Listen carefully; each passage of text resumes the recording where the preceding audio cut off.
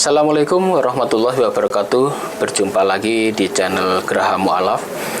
Dan rutin setiap malam Jumat kita akan membahas soal ilmu kristologi bersama Ustadz Menachem Ali. Assalamualaikum warahmatullahi wabarakatuh, Ustadz Menachem.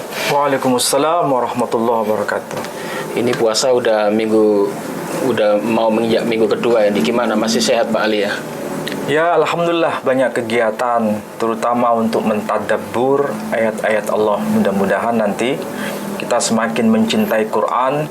Dan Al-Quran ini ajaib karena bukan semata-mata wahyu secara teologis, tapi juga merupakan dokumen historis. Alhamdulillah ya. Baiklah pemirsa sekalian, untuk tema kali ini masih di seputar Nabi Ibrahim. Jadi intinya kita akan urutkan ya. Jadi nanti mulai tokoh Ibrahim ini kita bahas sampai selesai, baru nanti menginjak ke topik yang lain. Untuk itu mohon Anda stay setiap malam Jumat di channel Geraha Mu'alaf, kemudian di channel Ustadz Menachem Ali, dan juga di channel saya, Edi Prayitno. Baiklah Pak Ali, untuk kali ini ada berita di luaran bahwa ada cerita di dalam Al-Quran bahwa Nabi Ibrahim itu pernah dibakar. Tetapi kisah ini ternyata oleh teman sebelah itu dianggap bukan kisah nyata. Karena apa? Karena mereka patokannya di dalam kitab suci mereka, baik itu kitab Alkitab yang dipegang oleh orang-orang Kristen di dalam Perjanjian Lama, atau di kitabnya orang Yahudi di kitab Taurat ya. Kisah itu tidak tertulis. Itulah sebabnya sering ada tuduhan bahwa ini Al-Quran sebetulnya memuat cerita dongeng. Begitu ya. Jadi ini tuduhan yang sangat serius ini. Kalau Al-Quran sudah dianggap kitab dongeng, dan ini bahayanya di sini Pak Ali. Banyak orang Islam akhirnya terpengaruh dengan omongan-omongan para ada orang-orang yang ingin menyesatkan kita dengan dasar karena Nabi Ibrahim ini kisahnya kan memang kebanyakan dari kitab Taurat. Kemudian di bawah ke Perjanjian Lama, dan menurut mereka karena kisahnya tidak ada di situ, mereka menuduh Al-Quran itu mengada-ada atau hanya dongeng katanya. Bagaimana ini Pak Ali? Silakan Pak Ali. Ya, ini wacana yang sangat menarik untuk didiskusikan. Karena kalau kita bicara mengenai tokoh Ibrahim ini memang tidak pernah selesai. Betul-betul tokoh yang sangat luar biasa Ibrahim itu. Bayangkan, dia disebut sebagai Abul Anbiya di dalam tradisi Islam, bapaknya para nabi. Dalam Al-Quran juga disebutkan namanya, nama Ibrahim. Misalnya kalau kita rujuk pada ayat yang termaktub di surah Al-Baqarah, Bismillahirrahmanirrahim. Wa idh yarfa'u Ibrahimul qawa'ida minal baiti wa Ismail. Rabbana taqabbal minna innaka antas sami'ul alim. Jadi nama Ibrahim dicantumkan di kitab umat Islam yang disebut Al-Quran. Kitab suci saudara kita kaum Kristiani, Perjanjian Baru, juga menyebutkan tokoh Ibrahim. Di Injil Matius misalnya, pasal pertama, ayat yang pertama disebutkan ketaba diliduteh aiso demasiho breh David breh Abraham. Inilah daftar silsilah aiso demasiho, artinya sama dengan Isa al-Masih, breh David breh Abraham. Keturunan Daud, keturunan Abraham. Jadi nama Abraham juga disebutkan dalam kitab Peshitta, yakni kitab Perjanjian Baru, kitab suci Perjanjian Baru dalam bahasa Syro-Aramaik atau dalam bahasa Syriak. Nah, saudara kita kaum Yahudi juga sama mengenal sang tokoh yang bernama Abraham. Nah, berkaitan dengan tokoh ini, apalagi kisah yang dialami oleh beliau, yang konon katanya, menurut saudara kita kaum Kristiani, bahwa Ibrahim pernah dihukum bakar, itu merupakan legenda, bukan fakta. Bahkan dongeng katanya. Bahkan disebut dongeng sekalipun. Ini kan menyentak kita sebagai seorang Muslim. Membuat kita ini kemudian berpikir, kalau seandainya bahwa Ibrahim itu dihukum bakar dan itu merupakan dongeng, merupakan fiksi Ya. dan itu sama dengan dianggapnya novel, Ya. berarti Quran ini kan bukan merupakan fakta historis. Ya. Karena di dalam Al-Quran ini ada informasi bahwa Ibrahim itu dihukum bakar. Ya. Nah, bagaimana itu kita bisa baca dalam Al-Quran? Misal ya, kita bisa mulai dari ini aja dulu, dari kitab Al-Quranul Karim, surah As-Saffat, Pak Dondi. Pak siapa? Pak Edi. As-Saffat. As-Saffat. Surah As-Saffat itu surah ke-37. Ayat yang ke-99. Ya, ayat yang ke-99. Sudah ketemu? Ya, Tolong betul. dibacakan terjemahannya dulu, Pak Ya. Edi.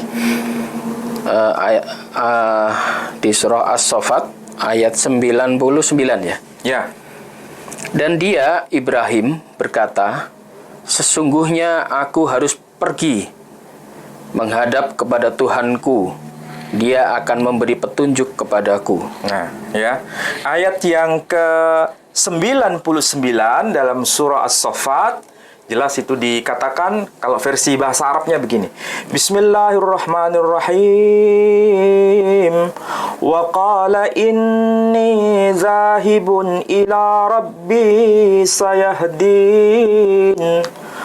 Wa qala, dan telah berkata, dia telah berkata, yakni Ibrahim telah berkata, inni zahibun, sesungguhnya aku ini orang yang akan pergi.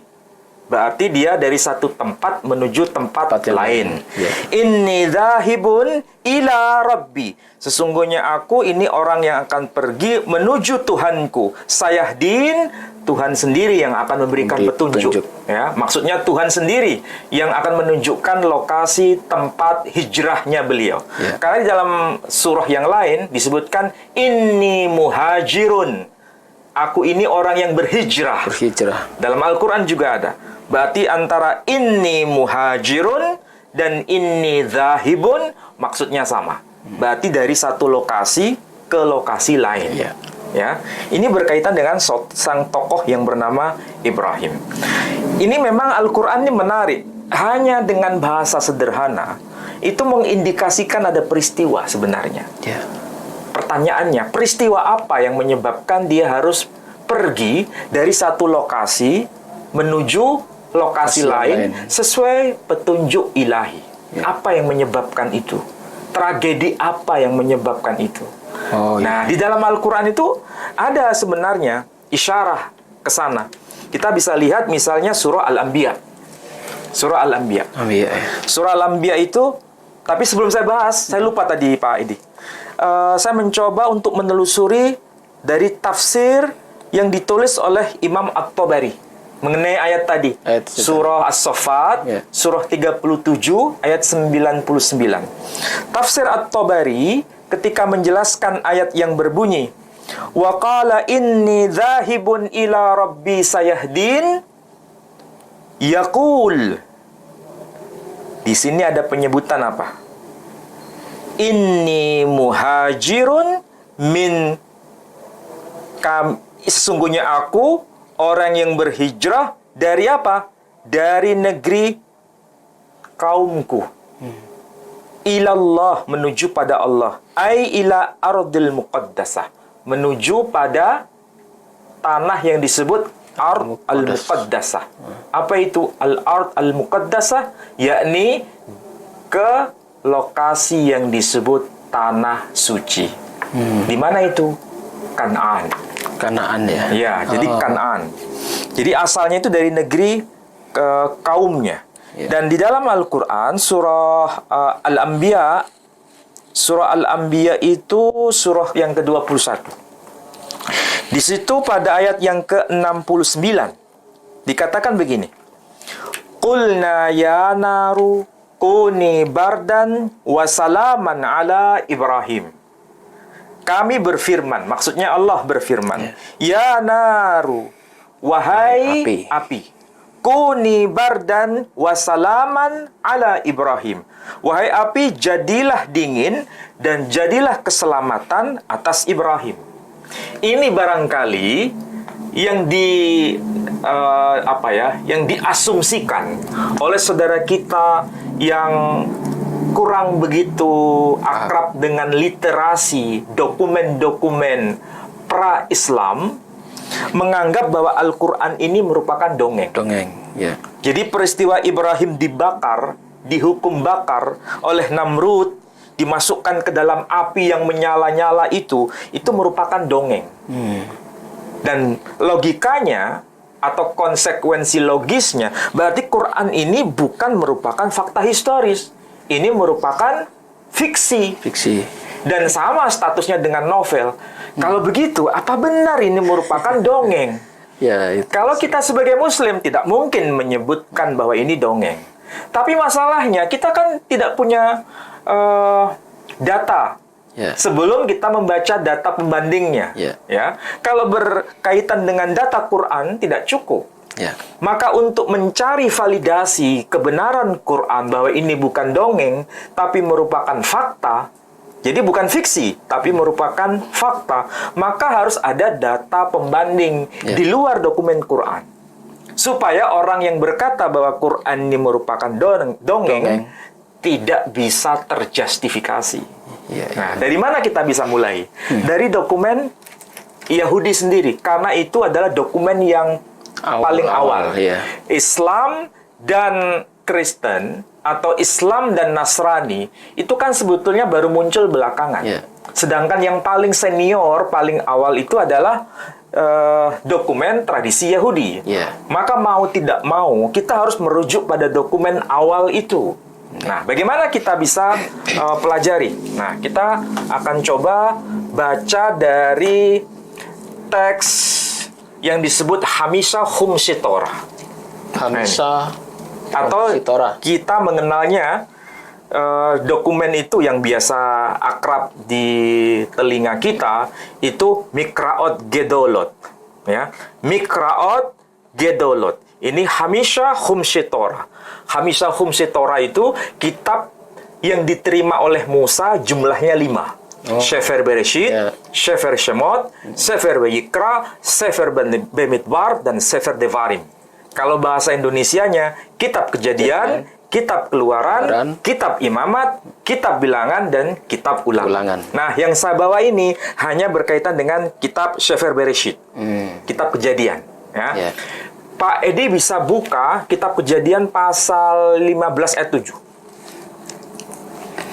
Kitab Kejadian pasal 15 ayat yang ke-7. Ayat yang ke-7.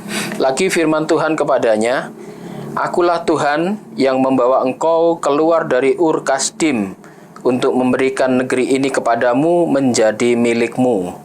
Coba ulangi lagi pelan-pelan Pak Edi. Lagi firman Tuhan kepadanya, Akulah Tuhan yang membawa engkau keluar dari Ur Kasdim untuk memberikan negeri ini kepadamu menjadi milikmu. Ya. Ini menarik ini. Karena apa? Karena ini ada sesuatu pesan yang sama dengan Al-Quran yang tadi saya baca. Kalau di dalam Al-Quran hanya dikatakan inni muhajirun ila rabbi, atau inni dhahibun ila rabbi sayahdin. Sesungguhnya aku ini orang yang berhijrah atau orang yang pergi menuju pada Tuhanku. Dialah yang akan memberikan petunjuk. Artinya dia pergi dari satu lokasi ke lokasi lain sesuai petunjuk ilahi. Nah, senafas dengan itu, kitab Taurat menyebutkan. Dan itu tentu saja dinyatakan benar oleh saudara kita kaum Kristiani karena kitab Taurat bagian dari kitab yang diterima dalam kitab Perjanjian Lama. Betul kan? Nah, di sini yang teks aslinya menarik. Ada teks aslinya ya. Teks aslinya menarik. Kenapa? Karena ini masih tertulis dalam bahasa aslinya ya, dalam bahasa aslinya. Nah, ini kan kalau dibacakan ke atas. Kalau ini ya. Mudah-mudahan kelihatan. Kalau ini kita baca, disebutkan Wayomer elaf ani azanai asher hot siteikha Me'or Kashdim. Nah, apa itu? Ur Kasdim. Wayomer, dan dia Tuhan itu berfirman kepada siapa? Kepadanya. Alive, kepada dia, kepada Abraham. Wayomer alive, dan dia Tuhan berfirman kepadanya. Ani azonai, akulah Tuhan. Di sini tertulis Yod He Vav He. Itu nama sakral ya. Yeah. Nama sakral Yod He Vav He. Yeah. Atau bahasa Indonesianya itu YHWH ya. Yeah. Ani azonai. Orang Yahudi membacanya Adonai. Tidak boleh dibaca sesuai dengan tulisan. Yeah. Karena ini terlalu suci. Diganti Adonai ya. Ya.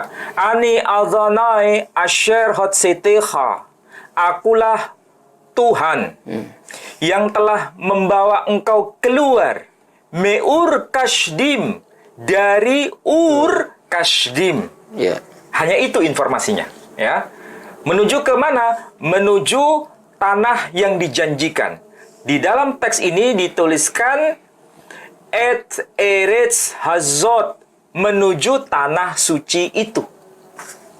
Menuju tanah itu. Ya. Tapi penjelasan dari para rabi merujuk pada tanah Kanaan. Kanaan. Oke.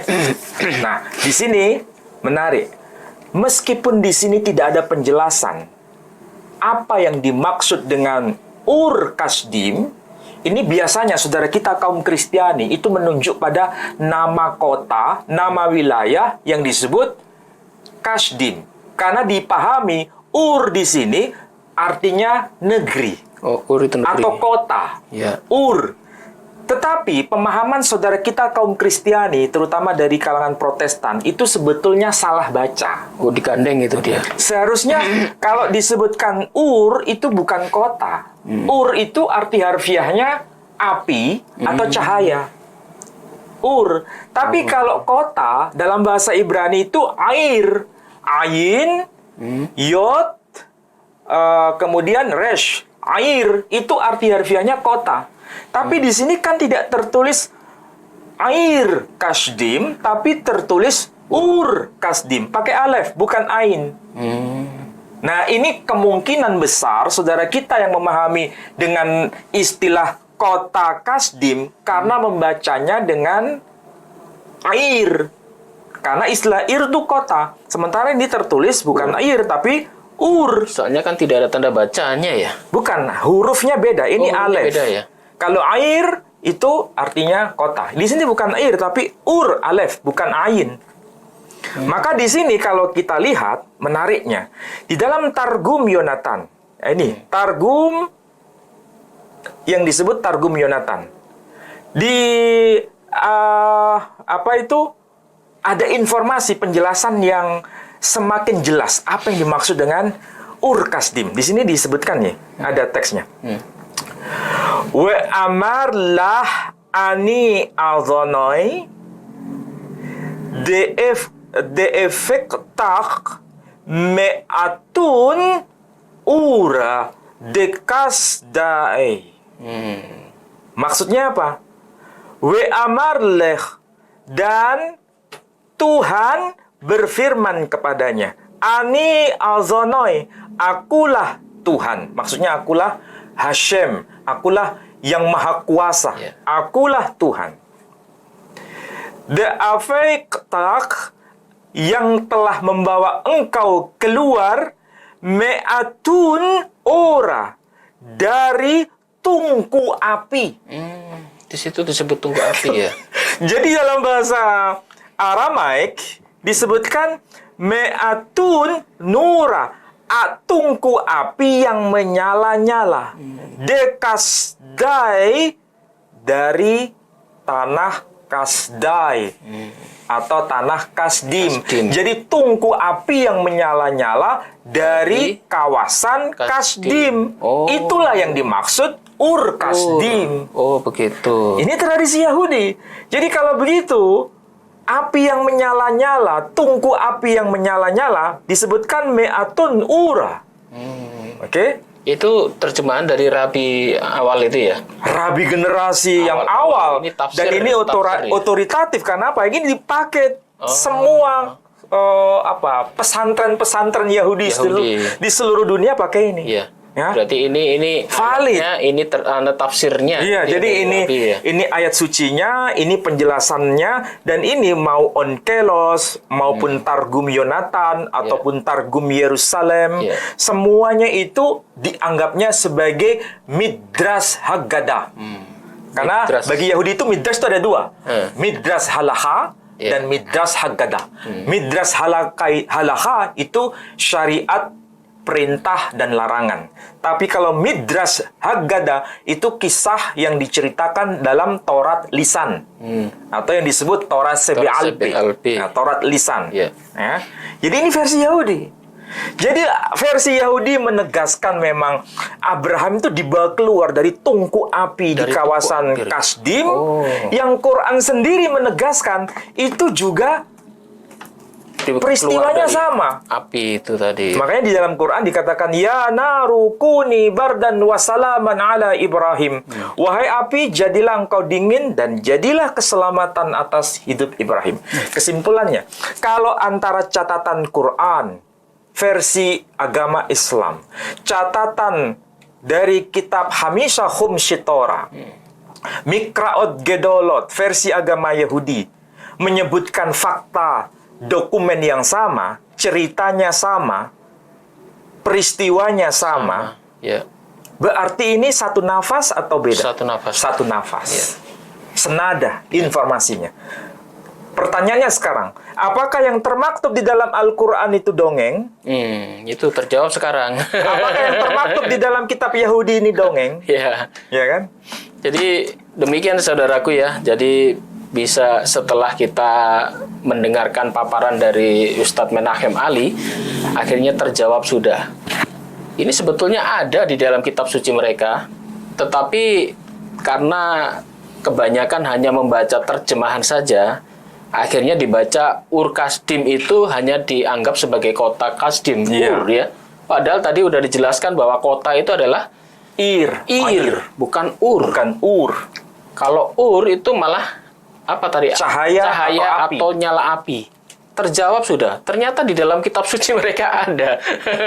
Tapi karena kebanyakan tidak membaca secara detail, apalagi membaca bahasa aslinya, ya ini kelemahan bukan kelemahan Islam ya, bahkan kelemahan mereka juga. Justru Al-Quran itu bisa membela dirinya sendiri.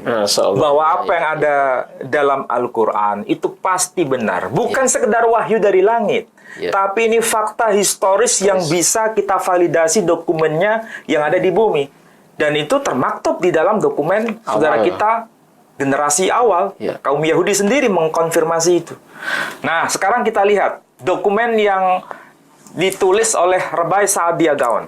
Ya. Itu tafsir dari Saadia Gaon. Iya, dalam tulisan Ibrani. Iya. Bukan tulisan Arab loh ini. Iya. Ya. Oh, ini yang Al-Quran bahasa Ibrani. Bukan. Itu. Ini adalah Torah Emet. Taurat tapi versi dalam bahasa Arab. Judeo-Arabik. Taurat bahasa Arab. Nah, coba cek lagi yang Kitab Kejadian pasal 15 ayat 7. Kitab Kejadian 15 ayat 7. Yang tadi itu? Iya. 15 ayat 7. Kitab Kejadian pasal 15 ayat 7. Lagi firman Tuhan kepadanya, Akulah Tuhan yang membawa engkau keluar dari Ur Kasdim untuk memberikan negeri ini kepadamu menjadi milikmu. Nah, itu terjemahannya ya. Kita cross-check yang versi bahasa aslinya Ibrani. Nih, tertulis. Wayomer elaf ani azanai asher hot sitecha. Sama. Asher hot sitecha meur kasdim. Sama. Ya, bahasa Ibraninya. Tadi sudah kita cross-check yang versi yang ini. Ya. Versi Mikraot Gedolot sama dengan yang di sini. Tapi kita lihat yang terjemahan dalam bahasa Arab versi Yahudi menarik itu. Ada versi Arab bahasa. Ada. Di sini ketika Tuhan menyatakan dirinya Wayomer elaf, dan Tuhan berfirman kepadanya, Ani azanai, akulah azanai, yod he vav he. Di sini dikatakan Wa qala lahu anallah. Disebut Allah. Dan telah berkata Tuhan kepadanya, yakni kepada Abraham. Wa qala lahu anallah, akulah Allah. Jadi yod he vav he dibaca Allah. Dan itu berarti nama suci. Dalam tradisi Yahudi tertulis alef lamet he Allah. Wa qala lahu anallah alladzi akhrajtuka min, yang telah mengeluarkan, yang aku sendiri telah mengeluarkan engkau min, dikatakan apa? Atun al-kasdaniyin. Atun dalam bahasa Arab itu artinya tungku api. Dalam bahasa Aramek juga disebut atun. Di sini disebutkan atun. Di sini disebutkan apa? Ini. Atun de kasdaya.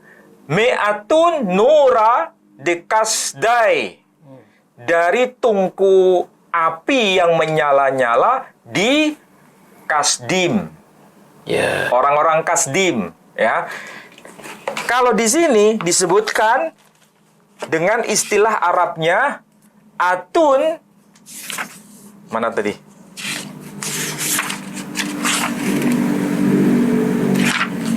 Nah, disebutkan alladzi akhrajtuka min, dan maksudnya yang telah mengeluarkan engkau, aku sendiri yang telah mengeluarkan engkau min, dari atun al-kasdaniyin, tungku api orang-orang Kasdim. Jadi kalau begitu, memang Ibrahim itu dihukum bakar. Sebagaimana yang dikatakan di sini. Nah, yang lebih aneh lagi, ini saya bawa dokumen versi Kristen. Versi Kristen. Tapi ini versi Kristen Arab. Ya, versi Kristen Arab. Tertulis Al-Mawsu'ah Al-Kanisiyah Tafsir Al-Ahdil Qadim Syarah Likulli Ayah Al-Juzul Awal Sifr Ta'win. Ini kalau maksudnya itu ensiklopedi gerejawi. Tafsir kitab perjanjian lama, komentar ayat per ayat. Juz yang pertama, jilid yang pertama, kitab kejadian, Sifr Ta'win, At-Ta'win. Nah, siapa ini yang terlukis di halaman ini? Ini kan paus dari gereja ortodok Koptik. Gereja ortodok, Pak. Ini bukan gereja Protestan. Ya. Kalau gereja Protestan punya kesimpulan lain, silahkan. Saya tidak ikut komentar. Tapi kalau kita merujuk pada dokumen ortodok Koptik di Mesir, ini namanya disebut Al-Baba Tuwadros Athani. Disebutkan Baba al-Iskandariyah Wabatrik, mana ini? Al-Markusiyah. Namanya, ini adalah pemimpin tertinggi dari gereja Al-Iskandariyah, gereja ortodok Koptik di Alexandria di Mesir.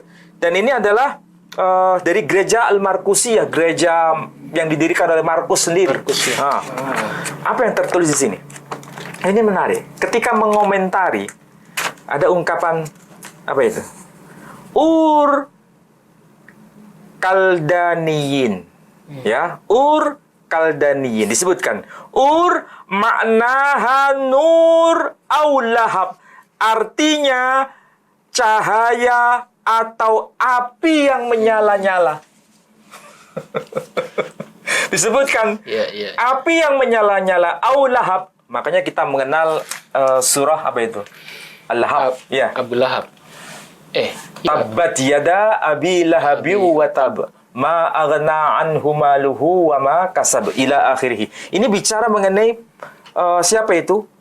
Abu Lahab. Lahab itu artinya api yang menyala-nyala. Jadi Ur Kasdim, kalau bahasa Arabnya Ur al-Kasdaniyin, dimaknai atau diberikan pemahaman, penerjemahan Ur maknaha nur au lahab. Wahia Madinah sakanaha al-Kaldaniyun. Di kota inilah tinggal orang-orang Kaldea. Jelas di sini. Ini gereja apa? Gereja Ortodok Koptik. Masalahnya, kalau Yahudi mengakui bahwa Abraham itu dihukum bakar di api yang menyala-nyala. Quran menyebutkan bahwa Ibrahim dihukum di api yang menyala-nyala. Sementara Kristen Ortodok Koptik juga mengatakan itu adalah api yang menyala-nyala. Bagaimana mungkin ada orang yang berkata bahwa Quran itu dongeng? Iya. Jadi sebetulnya, apakah dokumen ortodok itu dongeng? Apakah Quran itu dongeng? Apakah dokumen Yahudi itu dongeng? Ortodok Koptik itu lebih kuno dibanding mereka-mereka yang baru muncul pada era abad pertengahan. Gereja Protestan itu kan muncul pada era pertengahan, abad pertengahan, tahun 1500-an ya. 44 berapa gitu. Yang jelas itu abad pertengahan. Bagaimana mungkin bisa membantah dokumen yang lebih awal seperti ini? Ini bukan hanya dokumen Yahudi, dokumen Kristen juga menyebutkan hal yang sama. Cuma masalahnya pernah nggak membaca dokumen ini? Ini kan dokumen dari Gereja Ortodok Koptik. Dan yang memvalidasi adalah Al-Baba Tawadros As-Sani. Ini fakta real. Jadi bagaimana mungkin dianggap itu sebagai dongeng Quran itu? Saya berkata begini, supaya kita ini kalau berbicara itu berdasarkan fakta dasar, ada data yang bisa kita validasi. Kalau seandainya kita hanya membicarakan Quran saja, orang boleh berkata, itu kata Quran. Saya tidak percaya dengan Quran. Tapi ketika orang itu disodorkan dengan dokumen data Yahudi, bagaimana mungkin bisa dibantah? Apalagi dokumen dari Gereja Ortodok Koptik, bagaimana mungkin bisa dibantah? Apakah mungkin berkata, dokumen Gereja Ortodok Koptik dipengaruhi Islam? Nggak mungkin. Dokumen Yahudi ini dipengaruhi Islam? Nggak mungkin itu. Kan tidak mungkin. Islam itu baru muncul setelah adanya Ortodok Koptik. Ortodok Koptik itu lebih awal, generasi abad pertama. Mula-mula itu. Sementara Islam itu abad ke-7 Masehi. Jaraknya itu 700 tahun. Bagaimana mungkin dokumen Gereja Ortodok Koptik dipengaruhi oleh Al-Quranul Karim? Ya kan? Saya kira itu jawaban yang bisa saya sampaikan. Alhamdulillah ya, saudara-saudaraku, sudah terjawab, sudah kesangsian dari tuduhan. Sekaligus ini adalah menjawab tuduhan bahwa kisah Nabi Ibrahim yang dibakar itu hanyalah sebuah dongeng semata. Ini banyak ya, banyak tuduhan-tuduhan semacam itu. Dan sayangnya, banyak orang Muslim nggak bisa jawab. Hanya pokoknya katanya Al-Quran. Mentok di situ. Karena apa? Karena mereka nggak percaya dengan Al-Quran. Kalau mereka orang Kristen ataupun orang Yahudi, kalau berkata bahwa Al-Quran itu kisah Nabi Ibrahim dibakar itu adalah dongeng, Pak Ali sudah tunjukkan bukti-buktinya ini. Kalau Anda seorang pendeta sekalipun, kemungkin Anda belum baca kitab-kitab ini. Jadi Anda main tuduh sembarangan. Tetapi setelah ditunjukkan fakta-fakta ini, apakah Anda masih bisa menjawab kalau itu hanya dongeng? Ya, kita kembalikan pada pemirsa, Pak Ali. Biar mereka yang menilai sendiri bagaimana ini. Tetapi yang jelas, ini fakta, sudah dipaparkan bukti-buktinya. Semoga ini bisa mencerahkan kalian. Ini adalah ilmu yang sangat bermanfaat, dan kemungkinan tidak banyak orang yang bercerita semacam ini ya. Bahkan pendeta-pendeta mereka pun kemungkinan juga belum membaca ayat-ayat ini. Bahkan mungkin hanya menafsir bahwa Ur-Kasdim itu adalah sebuah nama kota. Nama kota Kasdim. Nama kota Kasdim. Ur itu diartikan sebagai kota. Padahal salah. Ya. Tadi udah diuraikan, ternyata itu adalah nyala api. Masya Allah. Berarti Nabi Ibrahim dibakar dalam kisah Al-Quran itu dibenarkan oleh kitab-kitab yang terdahulu. Berarti ini fakta.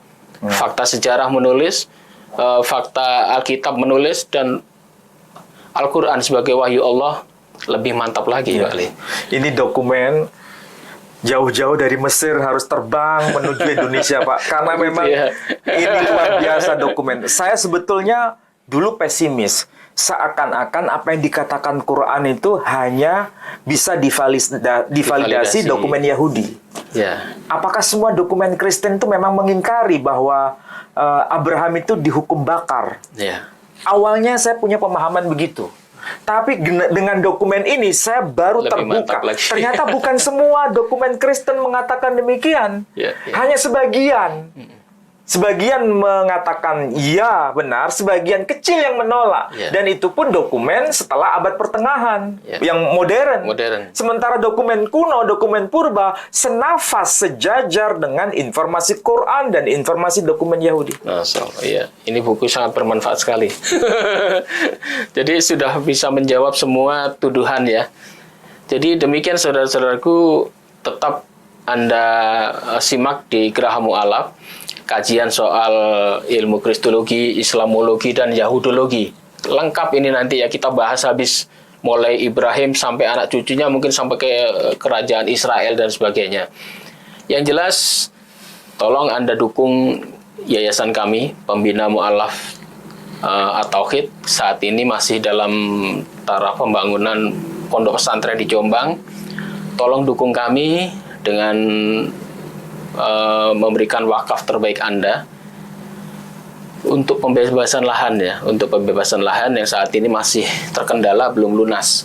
Dan juga masjidnya, kita sudah dengan Pak Ali udah ke sana, masjidnya juga berhenti karena dananya kurang. Untuk itu tolong Anda yang mempunyai kelebihan rezeki bisa Anda kirimkan kepada rekening di Bank Syariah Indonesia di nomor rekening 11188899971 atas nama Yayasan Pembina Mu'alaf At-Tauhid Jawa Timur. Dan semoga amal perbuatan kita dibalas oleh Allah Subhanahu wa taala. Demikian Pak Ali, mungkin Pak Ali mau penutup, silakan Pak Ali. Saya kira sudah kita ketahui bersama bahwa apa yang tercatat di dalam Al-Quran itu bukan sekedar dokumen teologis, bukan sekedar wahyu dari langit Atau doktrin semata. tapi sekaligus dokumen historis. Ya. Dokumen yang sifatnya itu menyejarah. Bisa dibuktikan. Bisa dibuktikan dengan fakta dokumen-dokumen sebagai validitasnya. Ya. Dan itu bukan dokumen dari versi Islam, Ya. tapi dokumen di luar dokumen Islam. Ya. Kita bisa lihat tadi dari dokumen Targum versi Yahudi, dokumen versi Ortodok Koptik dari Mesir, Ya. mengakui itu. Bahkan diratifikasi, divalidasi oleh Al-Baba Tuwadrus As-Sani. Baba itu sama dengan paus. Oh, jabatan tertinggi. Jabatan tertinggi dari gereja Ortodok Koptik mengakui hal yang sama. Jadi sangat-sangat mustahil bila Ortodok Koptik rela mengorbankan dirinya demi mengikuti Ya. ajaran Islam. Tidak mungkin. Terpengaruh dengan ajaran Islam juga tidak mungkin. Tapi justru mengkonfirmasi apa yang dikatakan dalam Al-Quran itu memang tidak bertentangan dengan dokumen era pra-Islam. Islam. Saya kira demikian. Baik saudaraku, cukup sekian ya perjumpaan kita kali ini, dan tolong dukung kita dan tolong Anda pertahankan lihat tontonan kita setiap malam Jumat di channel Geraha Mu'alaf, di channel Ustadz Menahem Ali, dan juga di channel saya Edi Praitno. Demikian, mohon maaf jika ada salah kata. Wabillahi taufiq wal hidayah. Wassalamualaikum warahmatullahi wabarakatuh. Waalaikumsalam warahmatullahi wabarakatuh.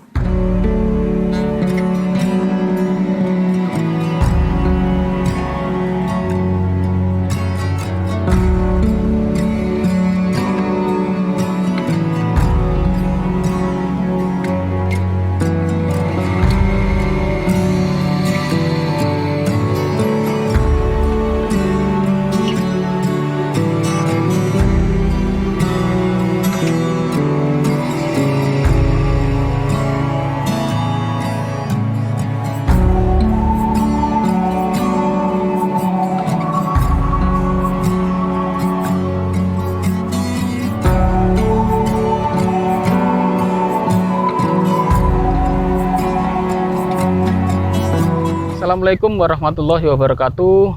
Saudara-saudaraku sekalian, saat ini saya berada di lokasi pembangunan pondok pesantren Yayasan Pembina Mu'alaf At-Tauhid Jawa Timur ya. Lokasinya ada di Desa Wonosalam, Jombang, Jawa Timur. Lokasi ini akan kita bangun sebuah pondok pesantren Islam Center ya, terutama untuk pembinaan mualaf dan juga pondok yang pondok modern, terutama tentang ilmu-ilmu kristologi dan sejenisnya ya. Di belakang kita ini sudah ada sebuah masjid yang sudah kita bangun. Kebetulan ini ada pengurus dari Yayasan Pembina Mu'alaf At-Tauhid. Assalamualaikum warahmatullahi wabarakatuh. Waalaikumsalam warahmatullahi wabarakatuh. Ini adalah Bapak Menahem Ali, beliau pengurus pusat dari Yayasan Pembina Mu'alaf. Biar beliau nanti bisa jelaskan kondisi terakhir ya, kondisi terakhir pembangunan pondok pesantren dari Yayasan Pembina Mu'alaf. Silakan Pak Ali.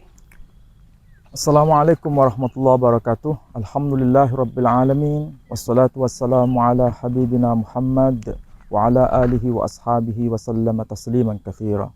Asyhadu an la ilaha illallah wahdahu la syarikalah wa asyhadu anna Muhammadan abduhu wa rasuluh la nabiyya ba'dah. Kita panjatkan pujian dan syukur kita kehadirat Allah Subhanahu wa taala, dan pada pagi ini saya, pembina Geraha Mu'alaf atau Yayasan Pembina Mu'alaf At-Tauhid, berada di kawasan Wonosalam, Jombang. Dan kebetulan saudara-saudara, di belakang kita ada bangunan masjid yang belum selesai. Kenapa belum selesai? Karena kita kendala dana.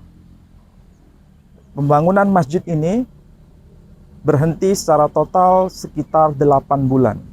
Kalau misalnya bangunan ini naik ke atas, kita rancang dana yang dibutuhkan sekitar 250 juta atau 300 juta. Berarti bangunan ini masih belum layak untuk ditempati sebagai sarana ibadah.